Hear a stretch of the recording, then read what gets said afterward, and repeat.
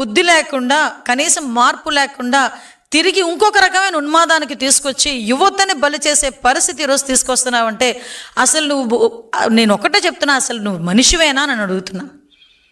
రాజకీయ నాయకుడు ఇవన్నీ పక్కన పెట్టు, కనీసం మనిషిగా మానవత్వం ఉన్న వ్యక్తిగా ఇది నువ్వు ఎలా సమర్థిస్తున్నావు అని అడుగుతున్నాను ఈరోజు. అంటే ఒకసారి మనం ఆలోచించుకుని చూసుకుంటానండి. మొన్న రీసెంట్గా చూసాం, పీపీపీ విధానంలో మెడికల్ కాలేజీలను కట్టి ఎక్కడా కూడా పేదవాడికి ఆ వైద్యాన్ని దగ్గరికి చేయాలనే ఉద్దేశంతో గౌరవ ముఖ్యమంత్రి గారు ఏర్పాటు చేసి ఈరోజు పీపీ విధానంలో అతను వదిలేసిన మెడికల్ కాలేజీని అన్నింటినీ కూడా కట్టి తిరిగి వాళ్ళకి పేదవాడికి వైద్యం అందించాలని మంచి ఉద్దేశంతో తీసుకొస్తే నువ్వు బయటకు వచ్చి అదే ఎవరైతే టెండర్ వేస్తారో వాళ్ళు నేను అరెస్ట్ చేస్తాను అని చెప్తున్నావు. అంటే ఏ రకమైన మెసేజ్ ఇస్తున్నావు? అంటే ఇంతకు ముందు కూడా అలాగే బెదిరించావు, ఇప్పుడు బెదిరిస్తూనే ఉన్నావు.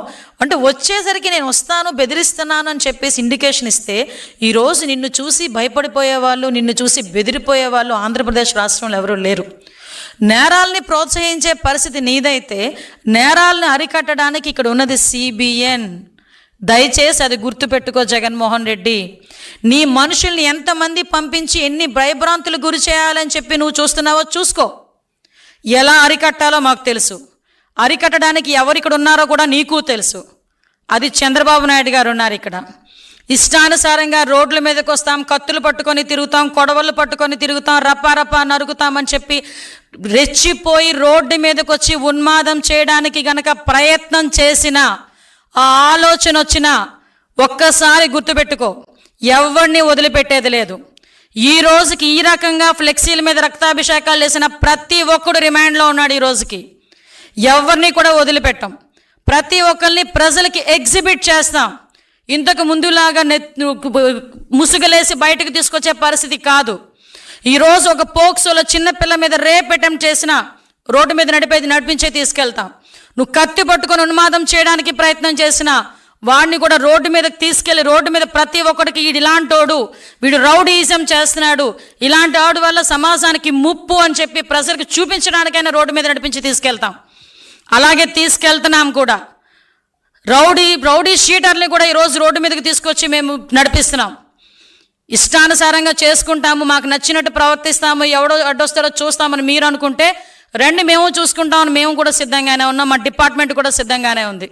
ఎవడు పడితే వాడు వచ్చి రోడ్ల మీదకి వచ్చి కత్తులు పట్టుకొని తిరుగుతామంటే చూస్తూ ఊరుకోవడానికి ఈరోజు మీరు కాదు, ఇక్కడ ఉన్నది CBN. మళ్ళీ చెప్తున్నా, ఇక్కడ ఉన్నది చంద్రబాబు నాయుడు గారు. ఎట్టి పరిస్థితుల్లోని లా అండ్ ఆర్డర్ విషయంలో రాజీ పడే ప్రసక్తి లేదు.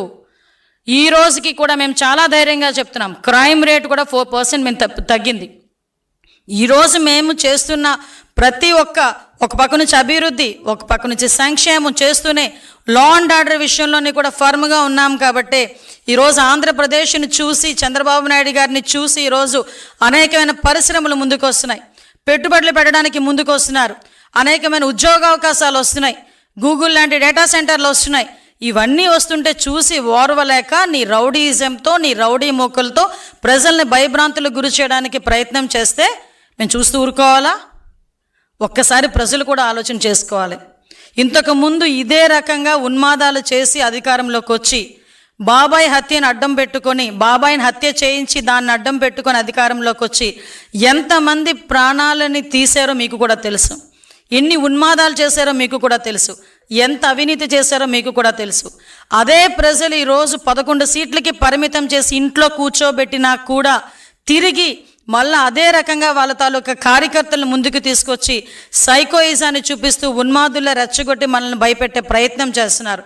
మేము ఒకటే చెప్తున్నాం, ఈరోజు భయపెడితే భయపడిపోవడానికి మేము ఎక్కడ ప్రజలు కూడా ఎవరు కూడా సిద్ధంగా లేరు.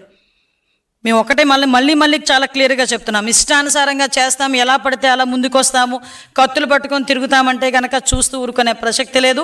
మా పోలీసులు ఫర్మ్గా ఉన్నారు, డిపార్ట్మెంట్ ఫర్మ్గా ఉంది. గౌరవ ముఖ్యమంత్రి గారు చాలా క్లియర్ ఆదేశాలు ఇచ్చారు, రౌడీయిజాన్ని ఎట్టి పరిస్థితుల్లోని అణిచివేయాలని. ఇలాగే రౌడీయిజం చేస్తే రాష్ట్ర బహిష్కరణ చేయడానికి కూడా మేము సిద్ధపడతాం. అంతే తప్పించి మీరు ఏం చేసినా చూస్తూ ఊరుకోనే ప్రసక్తి లేదు. ఊరుకోమని కూడా మీ అందరికీ కూడా హెచ్చరిస్తూ, ఇలాంటి ప్రయత్నాలు చేస్తున్న వాళ్ళందరినీ కూడా మానుకోమని వాళ్ళకి కూడా సూచనిస్తూ, దయచేసి తల్లిదండ్రులకి ప్రజలకి చివరిగా ఒక విన్నపం, ఇటువంటి రాజకీయ నాయకుల్ని, ఇటువంటి రాజకీయ పార్టీలని ఎంతవరకు మన మధ్యలో తిరగనిస్తూ మన పిల్లల భవిష్యత్తును నాశనం చేసుకుంటామో ఒక్కసారి ప్రజలు కూడా ఆలోచన చేసుకోవాలి. మళ్ళీ